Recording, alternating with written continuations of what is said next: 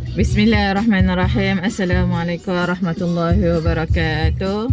Okey, hari ni kita akan bersama pergi ke jalan yang kedua lah, tapak.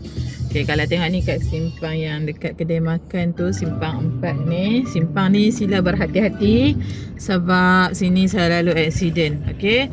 Hari itu jalan yang Ustazah tunjuk yang guna jalan merah tu, tanah merah tu, itu jalan utama. Maksudnya untuk kereta lah, terutama waris-waris mana yang datang dengan kereta. Akan tetapi mana-mana waris yang datang dengan basikal ataupun dengan motosikal. Jadi kita ada dua lagi jalan sebenarnya. Satu jalan yang kena lalu dekat surau yang mana kami guna sekarang. Dan yang ketiga inilah jalan dia. Cuma kalau tengok video ni panjang, maksudnya Ustazah tak berapa ingat dah simpang dia. Sebab Ustazah penepi pun dengan mudir. Lepas tu Ustazah sendiri tak pernah masuk simpang belah ni sebab selalu masuk dengan kereta kan. Jadi Ustazah akan guna jalan yang belakang, jalan utama. Okay, so hari ni kita mai jalan yang ketiga lah orang panggil . Jalan yang kalau boleh jangan guna lah jalan ni. Orang kata macam tu.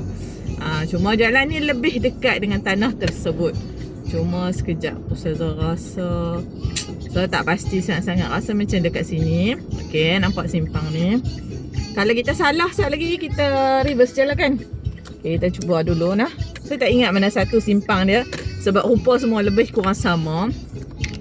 Okay, ni jalan ni kalau betul sekejap lagi, ini untuk waris-waris yang mana datang dengan motosikal ataupun basikal. Okey. Jalannya betul. Okey, kita akan tengok. Itu dia. Nampak tak? Yang warna putih itu.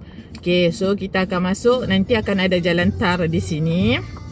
Sampai ke depan sana. Jangan risau. Ni boleh parking sini, tapi digalakkan tidaklah pergi ke depan sikit yang dekat dengan apa orang kata dekat dengan, nampak dia kat sini.